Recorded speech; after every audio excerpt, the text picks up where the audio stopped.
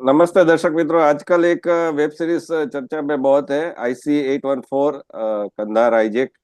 और ऐसी ही बात है ये सितंबर की। सितंबर में एक और प्लेन हाईजैक हुआ था 1986 में, 5 सितंबर 1986। अभी हाल ही में 5 सितंबर 1986, 5 सितंबर की तारीख गई है। तो हमने सोचा कि क्यों ना उस फ्लाइट जो है हाईजैक हुई थी, जिसका नाम था पान AM फ्लाइट 73, और जिसमें नीरजा बनोत नाम की एयर क्रू ने बहुत ही अच्छी बहादुरी दिखाई थी, तो उसकी क्यों ना बात की जाए।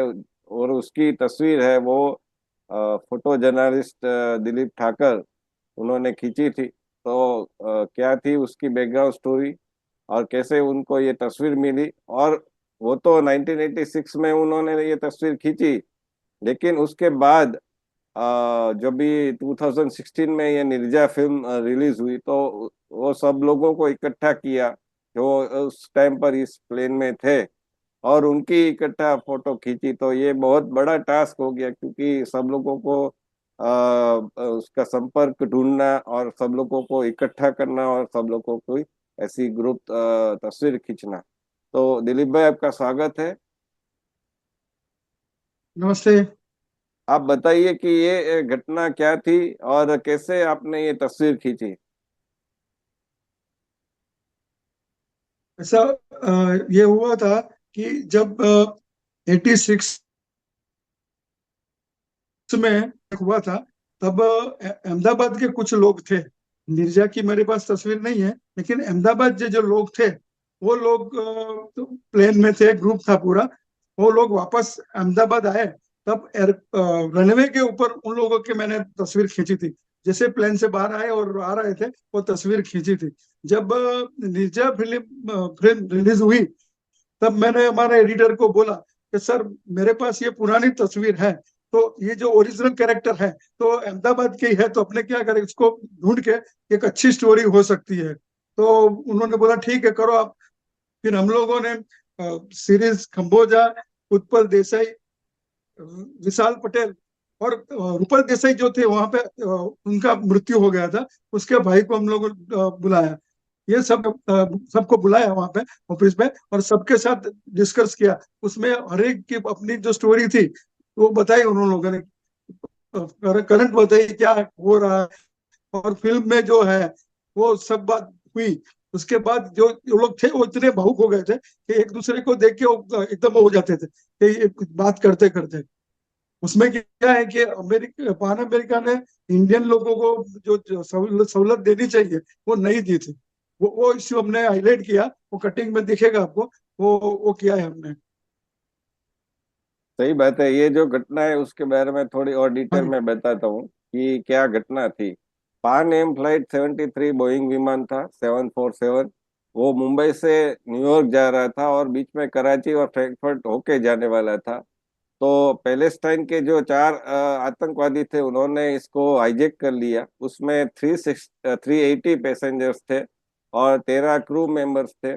और आतंकवादी ऐसा चाहते थे कि प्लेन को साइप्रस ले जाया जाए, और वो पाकिस्तानी जो कैदी थे उनको साइप्रस में पाकिस्तानी कैदी थे उनको छुड़ाना चाहते थे। तो नीरजा ने बहुत ही वीरता दिखाते हुए कॉकपिल पीट जो क्रू होता है, प्लेन पायलट बैठे होते हैं, उनको अलर्ट कर दिया। तो बहुत ही वीरता दिखाई थी और बहुत लंबी कहानी है। उसको शॉर्ट करते हुए बताते हैं कि उन्होंने अपनी अपने प्राण को संकट में डाल दिया और सब लोगों को बचा दिया। इमरजेंसी जो द्वार होता है वो खोल दिया। और वो चाहती तो वो पहले वो कूद सकती थी, लेकिन वो आखिर तक उन्होंने सब पैसेंजर को वहां से निकाला और फिर उसको मार डाला गया। तो ये एक कहानी है। लेकिन जो दिलीप भाई बता रहे कि जो भारतीय लोग थे उनको अच्छी ट्रीटमेंट अमेरिका ने नहीं दी थी। अमेरिका अपने आप को ह्यूमन राइट्स का चैंपियन बताता है, लेकिन ये जो घटना है उसमें वो उसका ह्यूमन राइट कंसर्न कितना है वो पता चलता है। मेरे पास लॉस एंजल्स टाइम्स का रिपोर्ट है उस समय का। उस समय में उन्होंने भी लिखा है कि उसमें संजय पटेल वो थे, उनको छाती में गोली मारी गई थी। और संजय पटेल गुजराती है। फिर उनके वो ब्रिटिश नागरिक थे। तो आप देखिए कि वैसे तो अमेरिका और ब्रिटेन है वो भाई भाई की तरह वो सब जगह इकट्ठा लड़ते हैं, किसी पर देश पर आक्रमण करना होता है तो यूएस, ब्रिटेन, कनाडा, ऑस्ट्रेलिया आदि सब नाटो कंट्रीज मिल जाते हैं।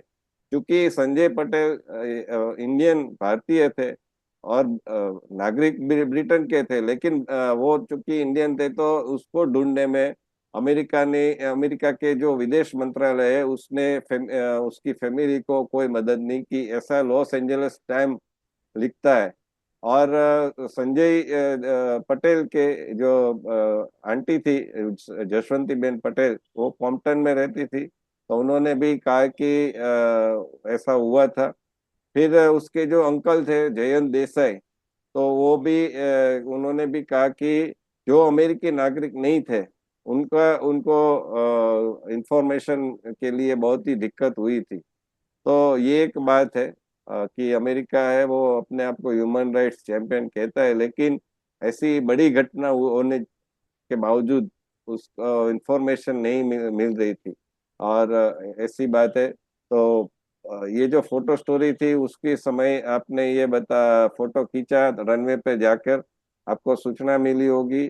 और फिर जब भी ये फिल्म रिलीज हुई निर्जा, तो उस समय फिर से आपने ये स्टोरी करके लोगों को ध्यान में लाया कि वहां पर अहमदाबाद के लोग भी थे, दिलीप भाई। इसमें क्या है कि फोटो जर्नलिस्ट को जो भी स्टोरी की है पुरानी भी, वो लाइब्रेरी में व्यवस्थित रखनी चाहिए और मौके पर उसको यूज करना चाहिए। जैसे कि निर्जा फिल्म यूज रिलीज हुई तो मुझे आइडिया है कि कुछ करना चाहिए, तो वो एडिट में एडिटर का भी सपोर्ट होना चाहिए कि वो ग्रीन चैनल दे, ग्रीन सिग्नल दे दे कि ये करो स्टोरी आप। तो इससे ये जो है वो एडिटर और फोटोग्राफर की कोऑर्डिनेशन की बात भी होती है, और पेपर के लिए और फोटोग्राफर खुद का कि मेरे पास पुराना एक कच्चा कच्चा सोना है मेरे पास, तो उसका उपयोग कब होता है। मेरा तो पहले से ये आग्रह रहा है कि मेरे पास जितना भी कलेक्शन है इसका ज्यादा से ज्यादा मैं उपयोग करूं। और दूसरी एक इंटरेस्टिंग स्टोरी आपको बताऊं कि बड़ौदा में एक हमारे एडिटर थे राज गोस्वामी, उन्होंने एक पुलिस की मदद से एक स्ट्रिंग ऑपरेशन किया था। जो हीरोइन है वो लोग होटल में आती थी, वो स्ट्रिंग ऑपरेशन किया, ऑपरेशन हो गया, तो उनके हीरोइन के सामान में से एक मेरा फोटो वाली एक कटिंग निकला। तो तुरंत राज भाई ने मुझे फोन करके बताया कि तूने ये हीरोइन का फोटो खींचा था। वो मैंने बोला हाँ खींचा था। तो बोले तेरा कटिंग मिला है और ये ओरिजिनल फोटो मुझे भेज दे, क्योंकि किसी को फोटो नहीं मिला है, क्योंकि चेहरा पूरा ढका होता है, हमने नाम भी नहीं ले सकते वो हीरोइन का। ऐसी भी है जो एडिटर को भी पता होना चाहिए कि आपके पास क्या है और समय पे उसका उपयोग हो।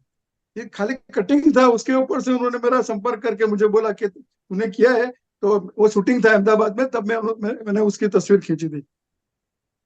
सही बात है, आपने बिल्कुल सही कहा कि कई कई बार तो क्या होता है कि लोग अपना यही काम को भूल जाते हैं। जैसे कई फिल्म कलाकार होते हैं, हमने एक ऋष रघुवंशी जी का एपिसोड किया था, उसकी लिंक मैं वीडियो के आखिर में डाल दूंगा। तो कई बार क्या होता है कि फिल्म कलाकार है वो फिल्म करते हैं और फिर भूल जाते हैं कि मैंने कौन सी फिल्म की थी, कब कब की थी, वो अपना डेटा खुद ही नहीं रखते हैं, स्वयं नहीं रखते हैं। तो हरीश रघुवंशी ऐसे डेटा कलेक्टर थे, तो उन्होंने कई पुस्तकें भी की थी। तो उनके पास फिल्म कलाकार है वो मांगने आते थे। तो वैसे ही जर्नलिस्ट का भी होता है कि जर्नलिस्ट वो स्टोरी करके भूल जाए, या फिर फोटोग्राफर है वो अपना फोटो क्लिक करके फिर वो स्टोरी छप जाए, तो फिर चलो अपना काम समाप्त हो गया, अपना तो पैसा मिल गया, अपना एक दिन आज का समाप्त हो गया, हमको महीने के आखिर में वेतन मिल गया तो अपना काम समाप्त। ऐसा नहीं होना चाहिए। आपका पैशन है, आपका कमिटमेंट है, आपका डेडिकेशन है, वो प्रेम है आपके व्यवसाय के प्रति, वो आपको याद रहता है कि ऐसे ऐसी स्टोरी की थी और ये तो बहुत बड़ी घटना थी, तो ऐसी घटनाओं की तो याद हमेशा रहती ही है। लेकिन कई लोगों को नहीं भी रहती है। कोई लोग कॉलमिस्ट होते हैं, वो भी अपना लिखा भूल जाते हैं कि मैंने क्या लिखा था पहले। तो और दूसरी बात क्या करते हैं कि पहले कुछ और लिखा होता है कि 370 नहीं हटेगी, लेकिन जब 370 हट जाती है तो अपना प्रचार करते हैं कि मैंने तो लिखा था कि 370 हट जाएगी। तो फिर कोई अभी तो सोशल मीडिया का जमाना है, तो सोशल मीडिया में लोग कटिंग रखते हैं, अपने क्या लिखा था वो स्क्रीनशॉट निकाल कर रखते हैं। तो फिर आपके पर लिखेंगे कि आपने तो ऐसा लिखा था, तो आपको ही अपना मतलब शर्म आप में आपका सर झुक जाएगा। तो ऐसा मत करिए। आपके जो लिखा है वो उसको आप संभाल के रखिए, आप उसको प्रति अपना सम्मान रखिए। शब्द की कीमत होती है, वैसे फोटो की भी कीमत होती है। जो हमें दिलीप भाई ठाकर के फोटोग्राफ्स के देखने को मिलती है कि कितनी वैरायटी, कितनी रेंज है। देखिए आप 1986 उसमें वो तस्वीर खींची गई, और 2016 तो एक 30 वर्ष के बाद की ये स्टोरी उन्होंने अपनी याद कर ली, और फिर 30 वर्ष के बाद फिर से वो उसके जो पैसेंजर्स थे उनकी तस्वीर खींची। दिलीप भाई, थैंक यू। आप हमारे साथ जुड़े, और आप ऐसे ही कुछ ना कुछ तस्वीरों के लिए बात करते रहिए। अगली बार फिर से मुलाकात होगी, तब तक के लिए हमें आज्ञा दीजिए। नमस्ते। नमस्कार। Thank you, thank you.